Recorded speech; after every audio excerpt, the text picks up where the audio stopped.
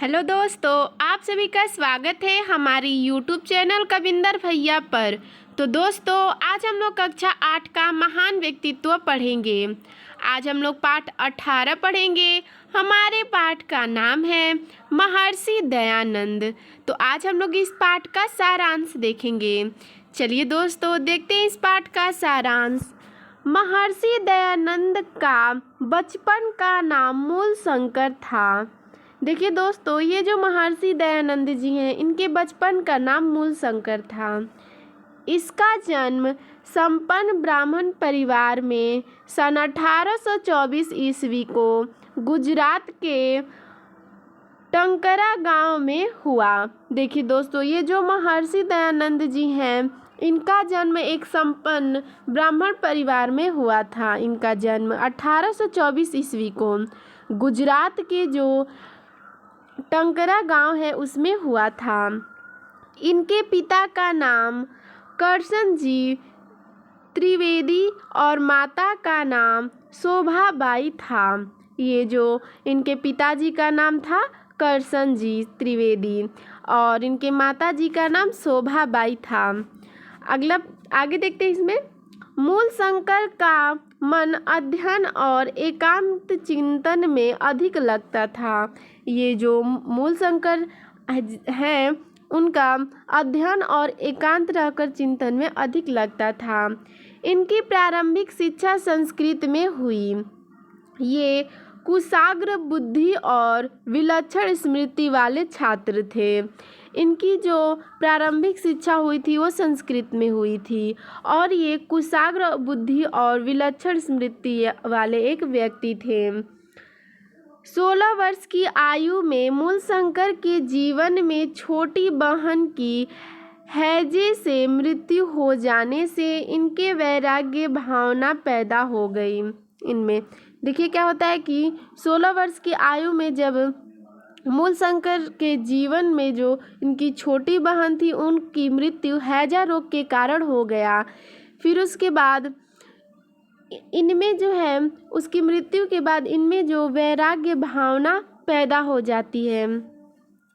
इसके 3 वर्ष बाद मूलशंकर को स्नेह करने वाले चाचा को भी देहांत हो गया। देखिए दोस्तों, फिर 3 वर्ष बाद क्या होता है कि जो इनके चाचा जी हैं, इनको बहुत ज़्यादा प्रेम करते थे मूलशंकर को, उनका भी 3 वर्ष के बाद देहांत हो जाता है। 21 वर्ष की आयु में ये चुपचाप घर से निकल पड़े। जब ये 21 वर्ष के हुए तो चुपचाप ये घर से निकल गए। सायले गांव अहमदाबाद में जाकर एक ब्रह्मचारी जी से दीक्षा लेकर शुद्ध चैतन्य ब्रह्मचारी बन गए। ये जो थे 21 वर्ष में तो ये घर से निकल गए। फिर ये सायले गांव जो अहमदाबाद में है, वहाँ पे ये जाकर ब्रह्मचारी जी, ठीक है, उनसे ये मिलते हैं और उनसे शिक्षा ग्रहण करते हैं और यह एक शुद्ध चैतन्य ब्रह्मचारी बन जाते हैं। आगे देखते हैं। इसके बाद नर्मदा के तट पर दंडी स्वामी पूर्णानंद सरस्वती से संन्यास की दीक्षा लेकर ये दयानंद सरस्वती हो गए। फिर ये क्या करते हैं कि नर्मदा नदी है, उसके तट अर्थात किनारे पर जो दांडी स्वामी होते हैं, उनका नाम है पूर्णानंदन, ठीक है, सरस्वती। तो इन्होंने उनसे शिक्षा ग्रहण की और दयानंद सरस्वती हो गए, ठीक है। तो पूर्णानंद जो है सरस्वती, इनके ये गुरु हो गए, ठीक है। आगे देखते हैं।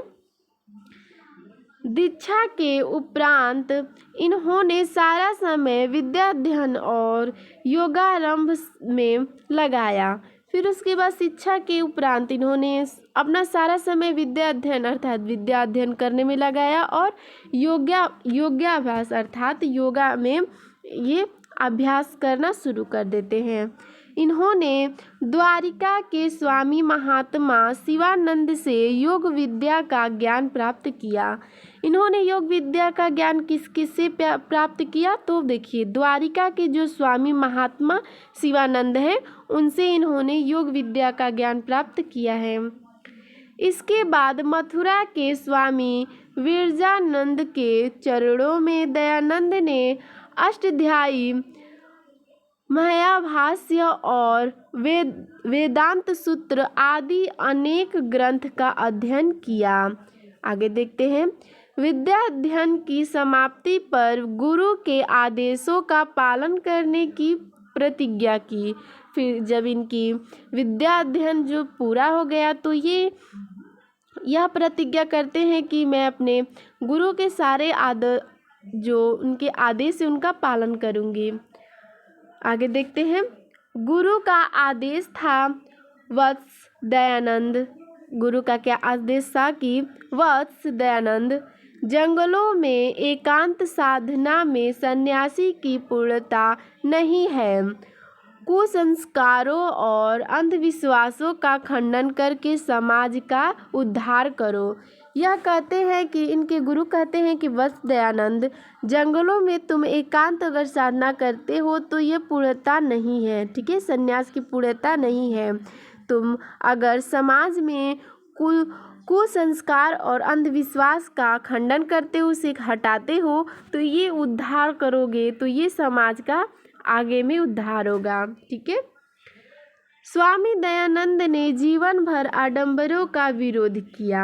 उन्होंने महान ग्रंथ सत्यार्थ प्रकाश लिखा, जिससे धर्म, समाज, राजनीति, नैतिकता एवं शिक्षा पर उनके संक्षिप्त विचार दिए गए हैं। फिर जो है स्वामी दयानंद ने जीवन भर आडंबरों का विरोध किया, जो अंधविश्वास है उनका विरोध किया, उन्हें हटाया।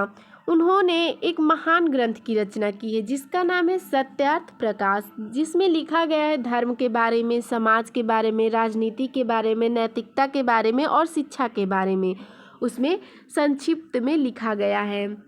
आगे देखते हैं। सन 1875 ईस्वी में स्वामी जी ने आर्य समाज की स्थापना की। आर्य समाज की स्थापना कब की गई थी? तो 1875 ईस्वी में। इसका मुख्य उद्देश्य सभी मनुष्यों के शारीरिक, आध्यात्मिक और सामाजिक स्तर को उठाना था। देखिए दोस्तों, ये आर्य समाज का मतलब क्या, इसका इस उद्देश्य का क्या मतलब था? आखिर ये आर्य समाज स्थापित क्यों करना पड़ा? क्योंकि जो मनुष्यों के शारीरिक, आध्यात्मिक और सामाजिक स्तर है उसे उठाना था, इसीलिए आर्य समाज की स्थापना हुई थी। उन्होंने वेदों और संस्कृत साहित्य के अध्ययन पर बल दिया। फिर इन्होंने क्या किया कि वेदों और संस्कृत साहित्य पर अध्ययन पर बल दिया था। उन्होंने नारी शिक्षा पर भी बल दिया। फिर उन्होंने नारी के शिक्षा पर भी बल दिया था। आगे देखते हैं। उन्होंने पर्दा प्रथा और बाल विवाह का विरोध किया। ठीक है, उन्होंने बाल विवाह का भी विरोध किया, विधवा विवाह और पुनर्विवाह का समर्थन किया। फिर वो कहने कि क्या किए कि जो विधवा लोग हैं उनका पुनर्विवाह हो सकता है। ठीक है, आगे देखते हैं। समाज में व्याप्त वर्ण भेद, असमानता और छुआछूत की भावना का भी उन्होंने खुलकर विरोध किया। फिर इन्होंने जो समाज में असमानता और छुआछूत की जो भावना थी उसे भी इन्होंने खुलकर उसका विरोध किया था। उन्होंने संस्कृत भाषा और धर्म को ऊंचा स्थान दिलाने के लिए हिंदी भाषा को प्रतिष्ठित किया। फिर उन्होंने क्या किया कि जो संस्कृत भाषा और धर्म का ऊंचा स्थान था उसे ऊंचा स्थान दिलाने के लिए इन्होंने हिंदी भाषा को प्रतिष्ठित किया। महर्षि दयानंद समाज सुधारक और आर्य संस्कृति के रक्षक थे। जो महर्षि दयानंद थे वो समाज सुधारक और आर्य संस्कृति के रक्षक भी थे। आगे देखते हैं। मानव कल्याण की कामना करने वाले महर्षि दयानंद का जीवन द्वीप सन 1883 ईस्वी को कार्तिक की अमावस्या को सहसा बुझ गया। अर्थात इसका मतलब यह हुआ कि जो ये दयानंद जी है इनकी मृत्यु 1883 ईस्वी में हुआ था। कब? तो कार्तिक की अमावस्या को।